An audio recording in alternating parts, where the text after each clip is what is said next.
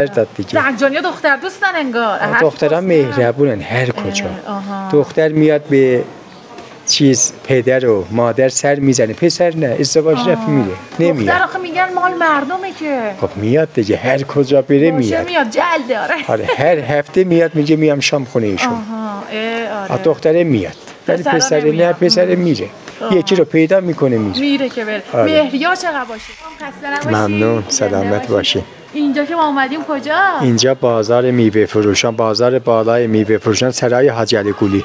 حاجی علی چی؟ حاجی علی گولی. گولی. بله. یکم چیزا رو بله. چای شهرزاد دارید و چای چی؟ چای خروس و چای گلین و بامداد و بله. کدومش بهتره؟ همه‌شون بهتره. چای گلین بهتره، چای گلستان. کدوم چای گلین؟ آره. بله. گلی یعنی عروس. چه بلدم. بله. آره با ترکا وصلت کردم، داره زبان ترکیم خوب میشه. از کجا اومدین؟ به مثلا به جاریم میگم گلیم باجی. بله. بله اینجوری میگن گلیم باجی میگن. بسیار. شما هم ترکی برام حرف میزنید، یه چند تا واژه بگید من ببینم بلدم بگم یا نه. ترکی بلدین؟ ترکی نه. ترکی بلد نیستین؟ نه، یه چند تا کلمه یادم بدید که منم چند تا کلمه شما بلد شم. خب خوشگل میشید. خوشگل میشید یعنی خوش آمدید. خوش آمدید. خب دیگه چه خوشگل میشید. خوشگل میشید یعنی خوشگلیپسیز هم میگن. خوشگل میشید. بله میگن. خوشگلدی. بله میگن. چه خوب دیگه چی؟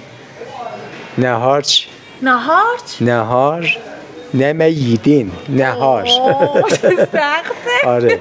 این یعنی چی؟ یعنی نهار چی خوردی؟ خب یه بار دیگه بگید ببینم. نهار نمیدین. گلین مدین. نهارا گل مدین. عجب گل مدین. گلی مدین. نهارا گلی مدین. آره.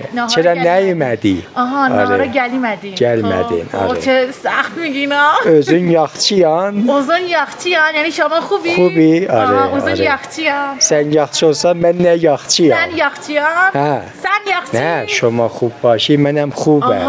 اینجوری میگم. الان میخوام بگم شما چطوری چی بگم؟ الان میخوام بگم شما چطوری بگم؟ سنین یعنی حال نجورده. سنی؟ حال یاخچده. حالی یاخچدی؟ آره یعنی حال آره. ایشالله همچه یاخچی باشی. اینجا 1307 قمری تاریخیه، 160 سال پیشه. خب اینجا کجا هست؟ اینجا بازار. آره ببین. اونجا سرای. آره. اینجا ببین تاریخش نوشته 1307 قمری. درسته. خب اینجا 160 سال پیش ساخته شده. 160 آره قمری اینا. زنده باش. آره اینا قمریه. خوب قدیمی هستش و سالم هم مونده قشنگ. آره سالم خوبه. خب شما خودتون واسه کجایی؟ ما از همون زنجانی هستم. زنجان اصیل؟ آره زنجانی. اصیل زنجانیه؟ زنجانی آره. همسایه بودی یا فامیل بودی؟ همون فامیل بودیم. مادر انتخاب کرد یا خودتون؟ خودمون. چجوری قضیه‌اشو تعریف کنید دوستان؟ خب دیگه دیدیم خوشمون اومد، اونا هم خوششون اومد. چند سالتون بود؟ 30 سال. 30 سالتون بود؟ چون ازدواج کرد اون زمان نه؟ دیگه بسته دیگه 30 سال بسته دیگه. خانمتون چند سالش بود؟ اونم 26 سال. ماشاءالله چه خوب بوده. دیرتر بهتر ازدواج کرد. اون کارمند بانک رفاه بوده. کارمند بانک رفاه بودن. دیگه ازدواج کردیم نذاشتیم بانک بره. چرا نذاشتن؟ چون آخه بچه‌هامون نبودن آخه. بچه‌هامون نبودن. آره سخت بود. الان راضی نذاشتی سر کار بره یا خانم باید خانه‌دار باشه. بهتره. آره خانه‌دار. اصلا یه سوال میپرسم، خانم‌ها کار کنن بهتر یا کار نکنن؟ نه بهتر نیست. چرا؟ چقدر عمر داریم؟ خب شما 30 سال بریم کار کنیم هر دوتامون. خب الان یه کار من بود 30 سال با هم بازنشسته شدن، اومدن بشینن صبحانه رو با هم نخورن، خانم رفتم یکی دنیا. اصلا مردمون فایده نداره. از خانم خانه‌دار باشه بهتره. خانه‌دار باید مرد کار کنه. مرد کار کنه؟ آره. کفاف میده؟ آره دیگه. مرد بگیره بیاره خانم بناه خونه است، خانم هم درست کنه بپرسه بیاره بخورن دیگه. خب ماشاءالله چند تا بچه داری؟ 2 تا. این همه چیز. من فکر کنم 13 تا بچه داری. خانم برسه بهشون. چه خبره؟ 2 تا دختر پسر. 13 تا میشه جابجا کرد. الان یه دختر میخواد ازدواج بده یخچال 60 میلیون. آره. از کجا بیاری؟ درسته. الان دخترن یا پسر بچه‌ها؟ 2 تاشون پسره. 2 تاشون پسر. خب پسر بهتره یا دختر؟ خب دخترم بهتره. دخترم بهتره. خب خدا نداد دیگه پسر داد دیگه. زنجانی دختر دوستن انگار. دختران مهربونن هر کجا.